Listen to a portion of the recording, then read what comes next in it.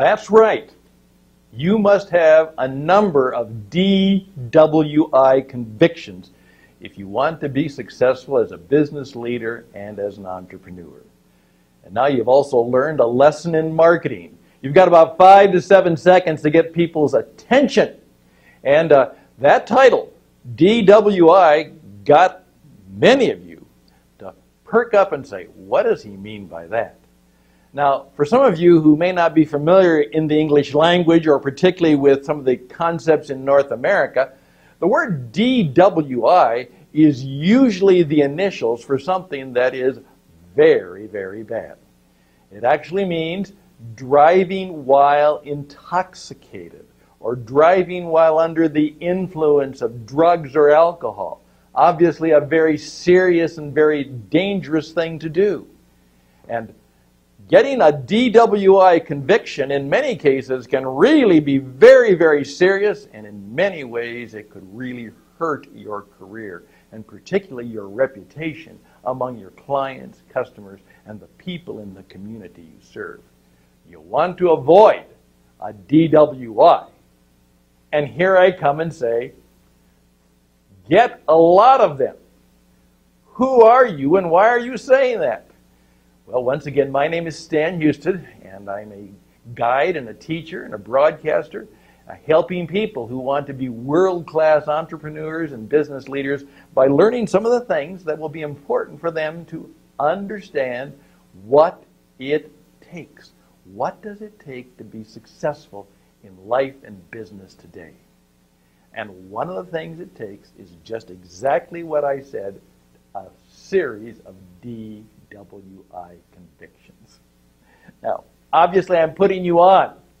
And you say, get to the point. Here we go. DWI stands for this: demonstrated wisdom and insight. Demonstrated wisdom and insight. When we're going to try and put ourselves out into the world, seeking a better position, seeking a promotion, seeking an opportunity, and how we're going to try and find clients and customers for the business or the professional services we do, we are in a tough game. Everything we offer, every service. If you're an accountant, there's lots of you. If you are a doctor, there's lots of you. There is probably, at least in the Western world, or at least the more civilized world, or the part of the world where business is done, the commercial world, there's hardly any lack of those people. Sometimes one of the good strategies in life is to go to a place where perhaps the thing that you are is not in such great supply. But due to the worldwide global economy, that's getting harder and harder to do too. Almost everything you do, every service, every product, everything you bring into the marketplace, somebody else can do.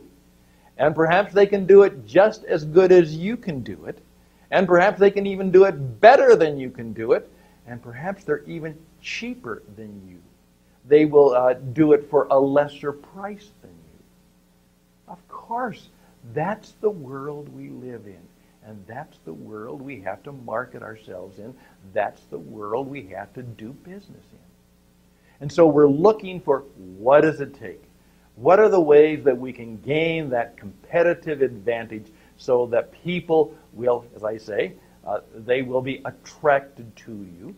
They will be engaged by you. They perhaps will be impressed by you. They will say, I could use that person and their business and their services and their products, and they then do something they don't really want to ever do, and that is they take their hard-earned money and they give it to you. I try and tell people is, please keep in mind, nobody wants to give you money. They would prefer to keep their money, and they'll only give it to you when they perceive, when they see, when they understand that there is something to be gained that they want by giving you money. And if you have a premium price on you, if you are one of the high end of the people, you're not racing toward the bottom, trying to compete on price, it's going to get more and more difficult to show people that you can be the person of value at the price you're quoting at the rates you want. How do you do that? Well, I'm going to suggest that the more DWI convictions you have, the better you are. Demonstrated wisdom and insight. How can you do that? Now, we're not talking about how much education you have. Lots of people have lots of education.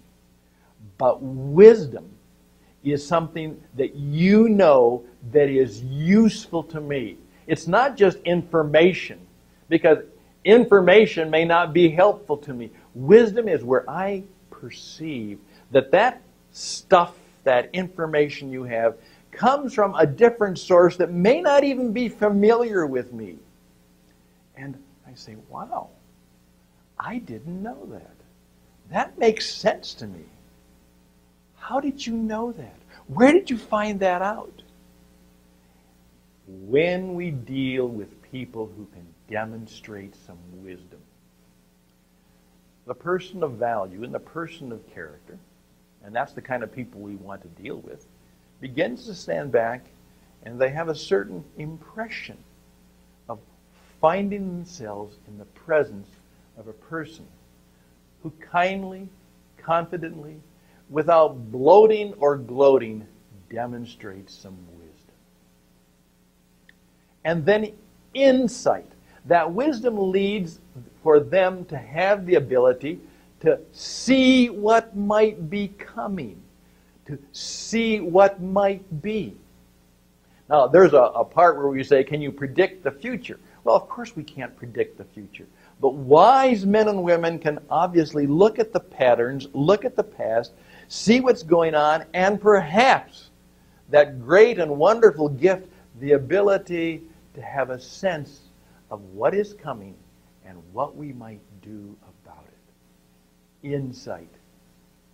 From the past wisdom, insight into what we should do in the future.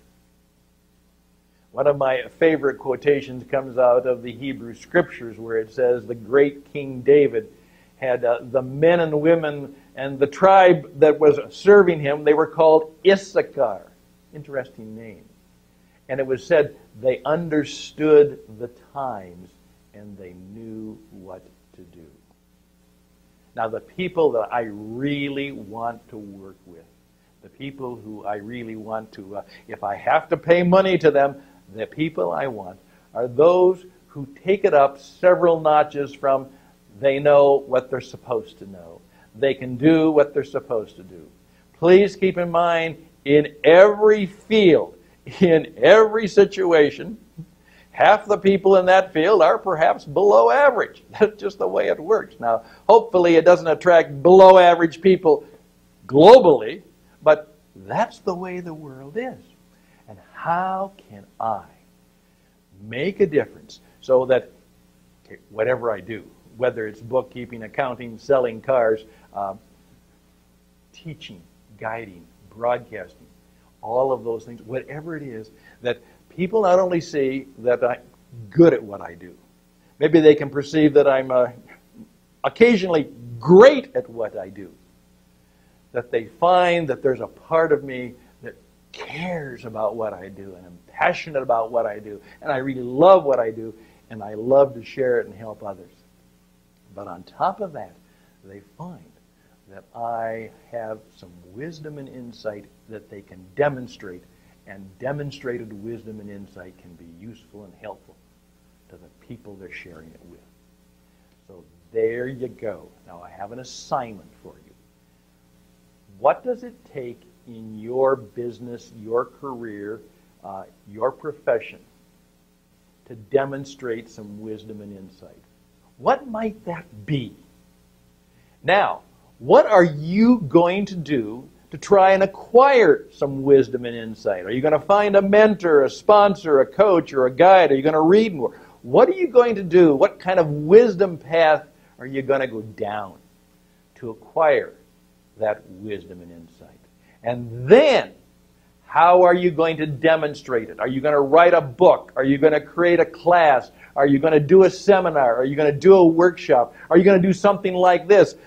Put together a 20-minute talk and put it out there so people can see. You know what? I know what they do, but now they've shown me how good they are. Here's the key.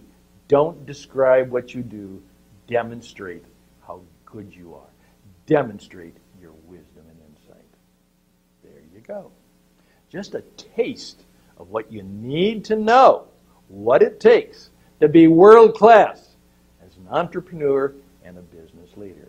That's what it takes. I'm Stan Hustad. I'm your teacher and your guide for what it takes, and I hope to see you again.